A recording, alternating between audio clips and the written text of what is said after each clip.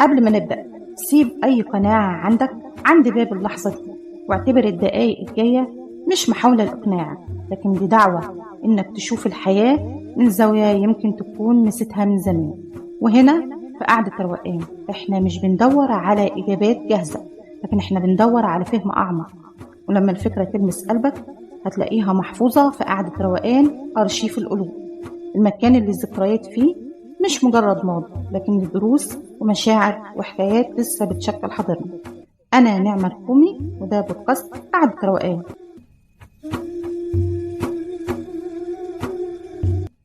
في مشاهد مش بس كنا نفسنا تحصل، لكن دي كانت عايشة جوانا كأنها حق مكتسب. مشهد متخيلينه بتفاصيل، الكلمة اللي كان المفروض تتقال، والاعتذار اللي اتأخر، والفرصة اللي كانت هتظبط كل حاجة، والشخص اللي لو كان اخترنا كان زمان الدنيا هتبقى غير. ويمكن أكتر حاجة بيكون فيها وجع إن المشاهد دي ما كانتش رفاهية، لكن دي كانت أمل إننا نرتاح، وإننا نحس إن تعبنا ما راحش على الفاضي، وإن في معنى لكل انتظار. بس السؤال اللي بنهرب منه دايما هو لو المشهد ده كان حصل فعلا، كان هيخلينا أفضل، ولا احنا كنا محتاجين الفكرة أكتر من الحقيقة؟ خليني أبدأ بمشهد بسيط ناس كتير قوي عاشته في خيالها. مشهد إن حد يختارك، مش اضطرار، ومش خوف من الوحدة، ومش عشان ما لقاش غيرك، لا، علشان يختارك بإرادته. كم مرة قلت لو بس اختارني أنا كنت هبقى أقوى وأهدى ومطمن. بس عمرك سألت نفسك هو لو اختارك كان هيختارك وانت النسخة اللي محتاجة مجهود عشان تتحب، ولا النسخة اللي كانت بتتنازل عشان تفضل؟ يمكن المشهد ما كانش هيبقى نهاية سعيدة، يمكن كان هيبقى بداية إنهاك أطول.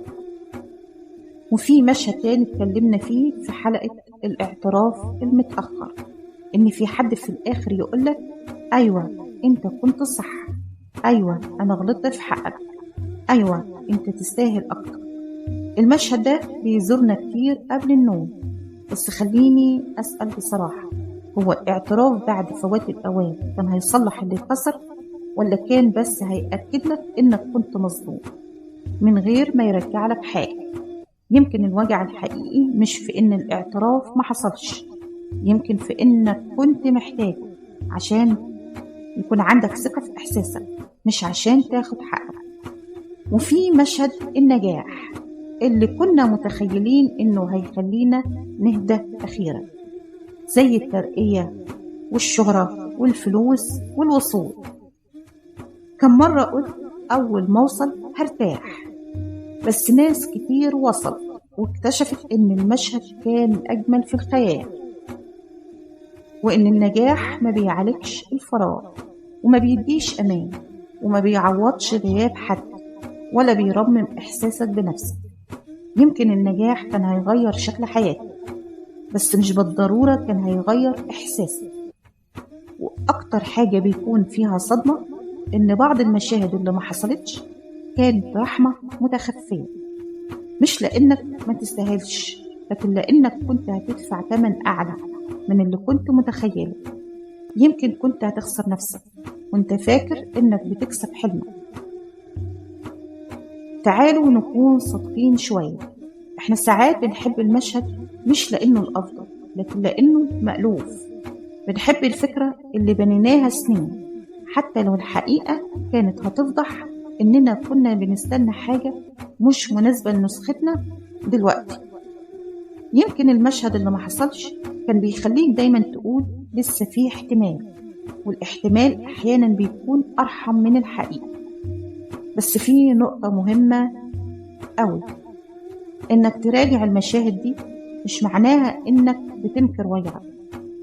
الوجع حقيقي، والانتظار كان حقيقي، والتمني كان صادق، لكن النضج إنك تسأل هل أنا كنت محتاج المشهد، ولا كنت محتاج الإحساس اللي فاكر إنه هيجي معاه؟ يمكن اللي كنت محتاجه مش شخص، لكن كنت محتاج تقدير، ويمكن مش فرصة، لكن كنت محتاج ثقة. ويمكن مش اعتذار، لكن كنت محتاج سلام داخلي. وفي النهاية خليني أسيبكم مع السؤال الأهم: لو المشهد اللي كنا بنتمناه حصل فعلا، هل كان هيخليك أقرب لنفسك ولا أبعد؟ وهل عدم حدوثه كان خسارة ولا كان حماية انت ما كنتش شايفها وقتها؟ مش كل باب اتقفل كان عقاب، ومش كل حلم ما اتحققش كان فشل. أحيانا الحياة بتمنع عنك مشهد عشان تحافظ على قصتك، مش عشان تكسرها.